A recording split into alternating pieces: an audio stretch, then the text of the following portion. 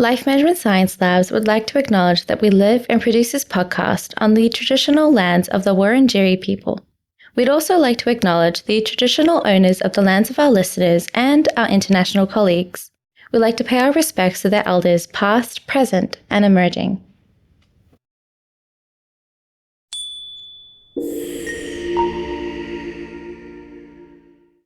Hey everyone, and welcome to Raising Parents, the Parenting Science Insights podcast, produced by Ella Massal, the Life Management Science Labs. We are champions of life management science, providing structured insights informed by science and inspired by practice on key aspects of conscious living. Each week, we bring you scientific and practical insights on each element with the expert knowledge of professionals in the field. I'm your host, Dina Sargeant. Let's get started. Hey guys, and welcome back to another episode. Now, how much technology is too much technology? I pretty much ask that myself every single day. And now that is an issue some preschool-age children will have to face. Everything is pretty much now online, including educational games and videos that toddlers are far too tempted to shy away from. Our guest today focuses on creating and evaluating programs for parents of young children, as well as using technology to deliver parenting content. She is currently the assistant professor at Wayne State University. Dr. Lucy McGoron, thank you so much for joining me today, Lucy. Thank you so much for having me. Now, technology has really become a huge issue for a lot of parents in the last few years, especially that are now affecting a lot of younger children that are sort of now developing their interests. Could you talk a little bit about your role when it comes to parents understanding the pros and cons of exposing their children to technology? Yeah, so technology is pretty much unavoidable today, right? I mean, people are carrying around little computers in their pockets and it's coming into classrooms.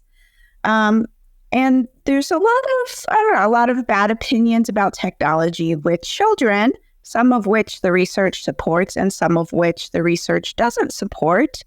And I think something really important for parents to keep in mind is that it's not just about how much technology, how much screens children use.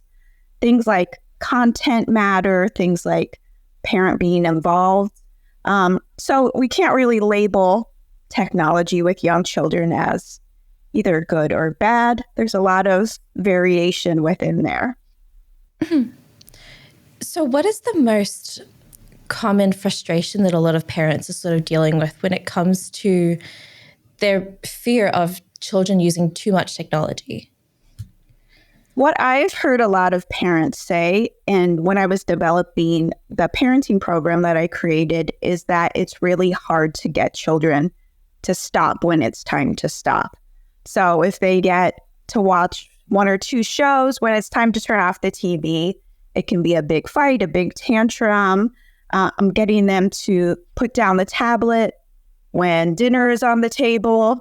All these things are kind of creating stress in parents' life when they're trying to set limits about screen time. Mm-hmm. Now, thank you so much for that introduction. Before we get deeper into the topic today, I'd love to get to know you a little bit more and some of your interests with playing our little icebreaker to help us get warmed up. So, what is your current favorite book? So that's a hard question for me. It's hard to pick a book. Now, honestly, it might be fitting because I'm a developmental psychologist. My favorite books are children's books. I'm actually sitting right next to a giant stack of children's books. And I'd say my two favorite children's books are Charlotte's Web and The Velveteen Rabbit. I just really love those two. I was obsessed with Charlotte's Web growing up and just her always reading it, always wanting it to be read. And when the movie came out, that was the biggest highlight because I never wanted to put it down. So I definitely agree. I love Charlotte's Web, so I can definitely see how that is a favorite of a lot of people. Yeah, I love that. I love the movie too. So speaking of movies, what movie have you recently enjoyed? So I just recently saw in the theaters the prequel to the Hunger Games series. And I actually really liked it, which kind of surprised me because I was kind of ho-hum about the book. But I thought it was a really good movie, and I haven't been able to see too many movies in a theater lately, so it was nice. Yeah, no, I loved. A lot of people said that they didn't like it, but I actually found it was necessary to sort of have that view of Snow at the beginning that you didn't really see in the other films. So it was really strange to sort of want to feel sorry for him in some ways. Yeah, it made him make a lot of sense. Yes, no, I definitely agree with that. Now, when it comes to podcasts, are you listening to any podcasts at the moment? I'm not. I'm open to recommendations, but I'm not listening to any at the moment. Okay, well, that's a perfect answer. Well, definitely we can recommend 1,000 that have been spoken about on this show. Now, do you have a role model that you find yourself looking up to either in your personal or even professional life? Yeah, that's another hard one for me. There's not one person that sticks out. But my career is really influenced by the developmental psychologist, Mary Ainsworth, who was one of the first people to study attachment and really think about parenting and child development in a scientific way. So her name is what comes to mind. Okay, perfect. Now, during your academic pursuit, has there been any course that has really inspired with a lot of what you're doing today? Yeah, I'd say the first developmental psychology class that I took, where it really kind of got into the nature versus nurture and all the different things that influence people and make us who we are, really shaped my choices. Before, I just thought of psychology as, delivering therapy. So it was the first time I really understood the science behind it. Mm-hmm. No, I think I like that because I think a lot of people, when they think about psychology, they do think about dealing with someone's issues or dealing directly contact with one-on-one, but you don't really look and hear the research side to it, that there's a lot about the research that sort of develops a lot of what we deal with, contact with people. Absolutely. I've worked with so many students that are like, oh, this is what psychology is. It's really fascinating. I love the idea about looking into the research part of psychology a lot more rather than dealing with the one-on-one directly. So it's always really interesting to sort of see psychology as a research perspective. Absolutely. Now, thank you so much for sharing some of your interests and some of your current favorites. And I hope you're all warmed up for our episode today. I am. Let's go. Yep. So I know that everyone's view on parenting is very different, and also what it is to be a parent and how you sort of direct the idea of parenting. So to your expertise and to your even life experience, what do you think your definition of parenting would be? I love that question. I think it's just such a great question that even in research about parenting, people don't try to define what parenting is. To me, it's two things. So first, it's work. It's like a job. You have to change diapers and check homework and put meals on the table and buy clothes. But the part that sometimes kind of overlooked is that parenting is also a relationship. It's a bond between a parent and a child. And I think the interesting thing about thinking about it in those two ways is that as children grow up, most of the time the work lessens or goes away altogether. Children turn into adults who get their own meals and take care of their own things. But the relationship part between parents and children is what can last a lifetime. No, that's a perfect answer. And I love the idea of sort of looking at it as like a mentorship, as sort of guiding them to be adults, really, to be something that's a little bit more better for themselves, a little bit easier for their life as well in the long run. So looking at that definition, what would your advice be to expectant parents sort of in that transition to being a parent?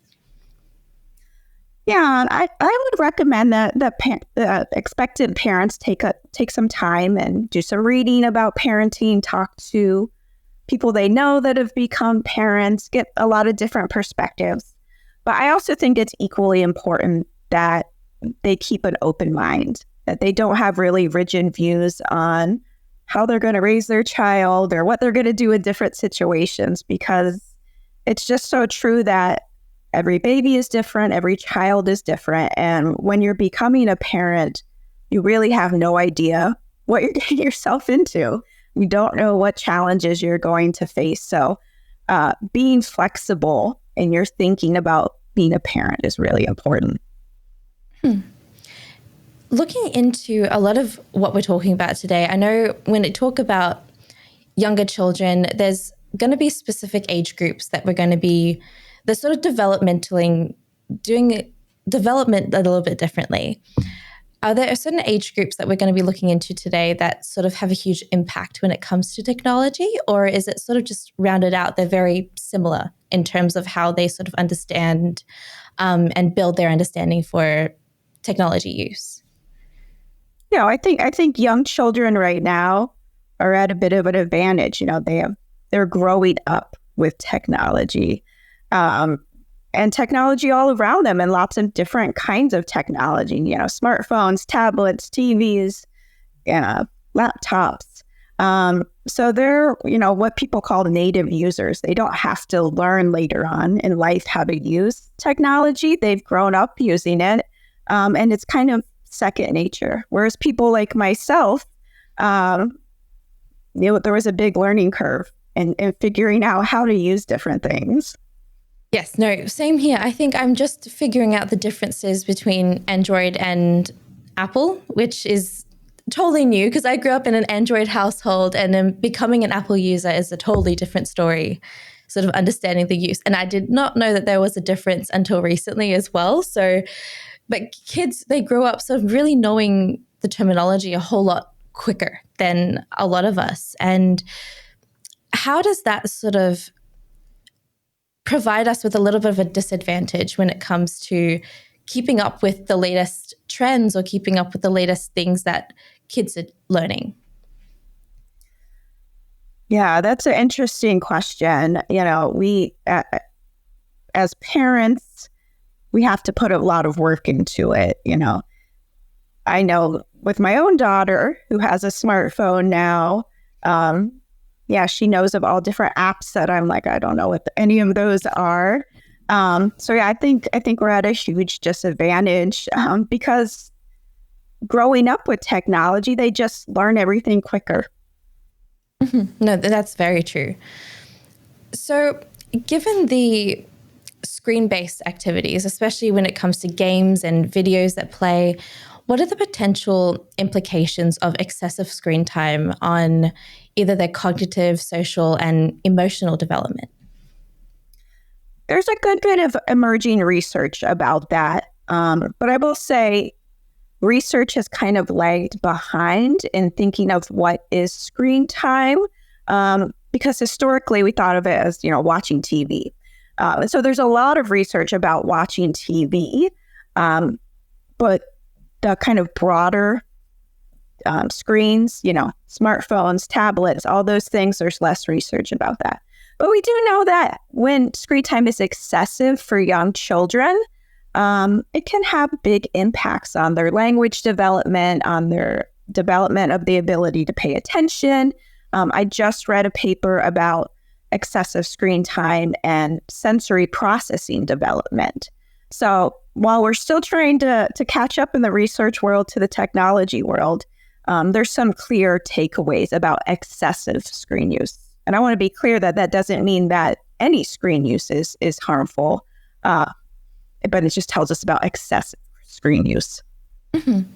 And when you're talking about the differentiation, I'm sort of like seeing it when you see about technology, there's a huge difference between using it for learning and using it just to watch things. Like I know when it comes to videos, and videos I think would fall under watching TV to an extent. And when it comes to preschoolers sort of playing a educational game on it, or something that is very much used for growing their cognitive ability. Is there a difference, or does it really fall into the same category? I think with all of those things, content matters. There's high quality content in all of those areas, and there's low quality content. Now, I personally, it might be because of my age, but I think the best kind of screen time for young children is television, because there's so many great television shows out there that are fun and interactive and educational. And a lot of them, if you look at the credits on these children's TV shows, you see that there's really intelligent people making these shows that know about child development. So there's a lot of thought that goes into a lot of these TV shows. I worry more about, things on YouTube, random videos on the internet, things on social media, where anybody can contribute to that. And so we don't know the background of the person putting that out there. No, that's very true, especially when every preschooler now can just sort of say, ask Siri anything, and then sort of say whatever video sort of comes up in their mind that they want to play. Like I remember when Baby Shark was a big thing, the amount of toddlers that would want to say, Siri, play Baby Shark, and then that would continuously be a big thing. And you never know what a lot of things could be searched up on when it comes to YouTube or whatever platform they're using. So TV it does feel like the safest way to sort of watch, because it is a little bit more monitored, I would say. Like in Australia, we have ABC Kids, which is just kids shows that would continuously play. There's no ads that's sort of based on it as well. And that sort of allows kids to watch shows without worrying about what kind of content is going to pop up. So, but YouTube is like you said, it's a very different situation. Right. And it has the autoplay features where it just takes you to another video, which takes you to another video. And when you have such a small screen that's not meant for multiple people to watch it at the same time, a child could end up watching who knows what. Yeah, no, that's very true. Now, in your experience, what are some of the potential risks or challenges associated with early exposure to technology? I think the biggest risk is that these programs, these shows, these videos are so engaging that it can just be hard for children to stop. And parents are finding themselves competing with this super engaging content. So if children get in that habit, it can make it so they're not having time to enjoy other things in life. It's not as rewarding to go outside as it is to watch a tiny screen. No, that's very true. So like we've said probably a million times already on this show, technology is something that we cannot get away from. How can parents sort of utilize technology to sort of make it a little bit more of a space that we know preschoolers and younger children are going to be able to feel free to sort of use it at a safe environment? I think the most important thing is for parents to engage in that screen time with their children. There's certainly nothing wrong with having a child, watch TV so a parent can get something done at times. But I think as much as possible, it's great when parents engage in that technology with their child. They watch a TV show with their child. They play a game with their child. The benefit of that is, well, to me, one of the benefits is the parent then gets to relax. You get to sit and watch a show with your child. That's awesome. But then parents can also really strengthen the power of that educational content by reinforcing it. So then they can ask questions to their child about, the plot of a TV show or a certain character or a certain game. And that interaction between the parent and child is what is really powerful for young children's learning. So it's like a modern day book, like picture book, for example, where they sort of say, oh, so what do you think is happening? Or what animal do you think that is? That sort of really allows kids to understand technology and also maybe not shy away from technology. Like I think I used to, growing up, there used to be a certain limit to the amount of TV that I'm allowed to watch, because, my parents would always say that technology is really bad, so they would get me a book instead. But now, seeing as technology is sort of moving in that direction and we're sort of using it on a day-to-day basis, it sort of maybe allows the child to determine themselves what screen time would be enough, or the amount of exposure they want themselves a little bit. Yeah, I think there's a risk in being too limiting with technology. It can become that forbidden fruit that just makes children want it more. So I think, you can't make children kind of yearn for it. They have to have like a normal exposure to it, where it's just kind of a normal part of life. It's not, it's not this special treat. That's how you learn how to manage things, is you have repeated exposure to it.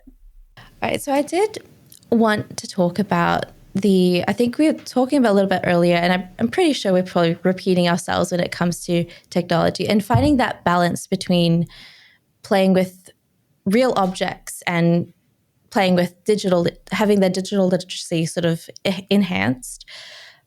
But what's the greatest balance, and what have you found to be the greatest balance between allowing the child to sort of experience the world in the technology, but also experience like blocks and actually playing with wooden objects and allowing them to sort of feel in touch, and especially when their senses are sort of enhanced in both dimensions? The way I think about it is that it's important for parents to make sure their children have full days. And what I mean by that is that their children do a variety of different things, because there's so many different kinds of activities for young children, and they all have different benefits. So it's important that children play with small toys. It's important that they play with big toys. It's important that they go outside.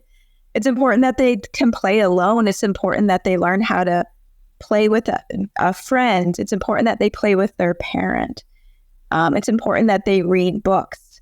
So the way I encourage parents to think about it is, what are the different things we can do today? And technology can be part of that, absolutely. Where we run into a problem is if it takes over the whole day, because then children aren't getting the opportunities to learn to enjoy books, to learn fine motor skills, to learn how to take turns with a friend. So it's just really important to think about having a variety of things in a child's day. Mm-hmm. No, that sounds perfect, especially when it comes to the social skills that sort of are really needed at preschool age, and sort of finding anyone to talk to other than the parents, I think, is a really big part of social literacy, is sort of understanding that a bit more as well. So, no, that does sound a really important balance.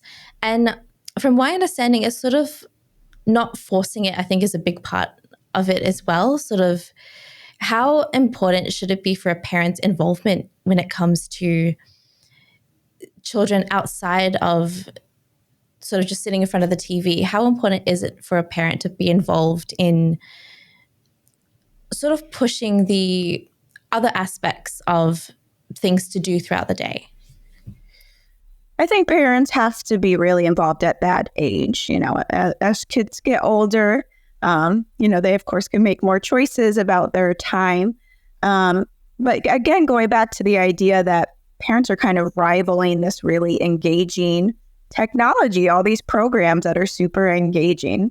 So I think it's extremely important for parents to play with their children, to take them places, go to the library, to read books with them.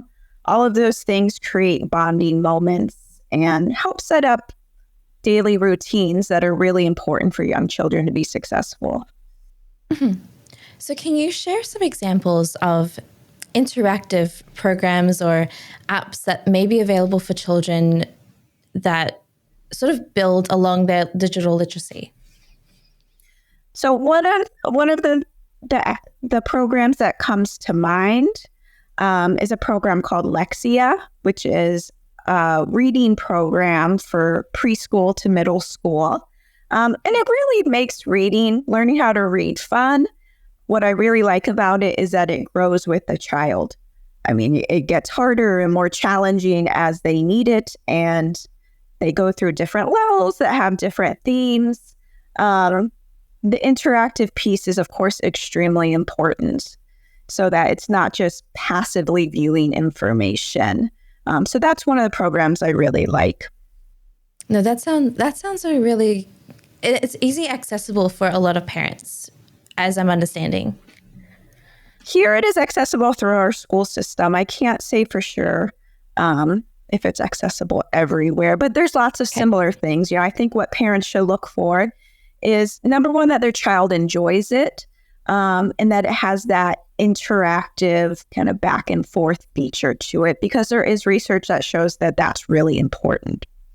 Okay, so just making sure it's engaging and making sure that they are learning something rather than just sitting there and watching something being played. Absolutely. Something they want to do. They want to learn how to read. So that's important. Okay, perfect. Now, this leads us really quickly into the practice and habit part of the show. Now, what is a practice that you do to sort of be an example to your children on your own habitual screen time? Sure. That's a bit of a challenging question, because I think most adults right now definitely struggle with my own screen time, especially when I'm really tired. It's just you get into this kind of zombie scrolling phase. So I think the most important thing I do is try to schedule things, things to get us out of the house, or even just going for a walk. What I've said about, kids having a variety of things on their days, also important for parents, because we can just get in this habit of just passively viewing content. So I might notice, oh my gosh, I've been scrolling on my phone for a ridiculously long time. Ask one of my kids if they want to play a game, if they want to go outside. So I need those things for myself also. And with that practice, how do you think that that's impacted your home life and your family quality time? Yeah, if we all just stared at screens all day, it would definitely negatively affect our relationship. So I think making sure every day has something fun in it, something where we're, spending quality time together is really important for our relationship now, and that lasting parenting relationship that I hope to have with my children. Mm-hmm. No, that sounds amazing. It sounds like such a great piece of advice as well, sort of filling up your schedule and making sure that you have your mindset is focused on different things. And I think that's equally important as sort of sitting there and relaxing. Absolutely. And we're sitting there relaxing is also important. Screens can be very relaxing, and there's nothing wrong with that. Nobody should feel shamed for watching TV or watching a movie they enjoy. Those are a great part of life. And I think just the problems arise if they just kind of take over those other things. Mm-hmm. No, that's perfect. So finding the balance is always the key thing. Absolutely. Now, this leads us into the open mic section of our show, which is the final section. Now, this gives you a chance to talk about anything that you're passionate about or something that you may want to promote on our show today. So in the last minute, I'd love to give you the floor and we can discuss and just share what's on your mind. Yeah, so what comes to my mind is kind of circling back to enjoying children's books and wanting children to have access to books. Low-income children are at risk of not having books in their own home, so they're at risk of not developing a positive relationship with books. One of the programs that I really like is Little Free Library, where people put up little libraries in their yards or in parks. I have a Little Free Library in my yard that I very much enjoy. And so something I've become really passionate about as a parent and as a developmental psychologist is just raising awareness to the need for all children to have access to books, and especially access to books where there's characters that look like them. So diversity in books is just so important. Mm-hmm. No, that's something that I feel we could do a whole episode on, because I feel like that's, especially in this day and age where we're sort of seeing it a lot more, I think that's such an important part to sort of really talk about, especially in parenting. Yes. So we should have you back for a whole other episode. Sure thing. That sounds like a wonderful and extremely important and timely episode. Yes. No, I love that. So now if listeners want to find out a little bit more about you, is there a place that they're able to go? I would encourage them to just do a search for me on the internet. I have a profile at Wayne State University that outlines my work and lists some of my publications. There's also more information about my published work at Google Scholar. Oh, perfect. Well, thank you so much, Lucy, for joining me on the show today and for sharing a lot of the different uses, the pros and cons that sort of come about, and sort of looking into how we can utilize technology a whole lot more than what parents are sort of really wanting to shy their kids away from. Thank you so much for having me. Now, I hope you guys learned as much as I did when it comes to building a child's digital literacy, and I'll see you all in the next episode. You've been listening to Raising Parents, the Parenting Science Insights podcast, produced by the Parenting Science Labs, a division of LMSL, the Life Management Science Labs. More episodes are available from 10 life management perspectives and can be found by searching LMSL on Apple Podcasts, Google Podcasts, Spotify, and other podcasting apps available on your devices. If you enjoyed this episode, please consider rating our show, sharing it, and subscribing to our channel, as it helps other people find it so that we can grow and bring you more quality resources. More of our work can be found on our website at pa.lmsl.net, where you can join our movement. I'm Dina Sargeant. Thanks for tuning in.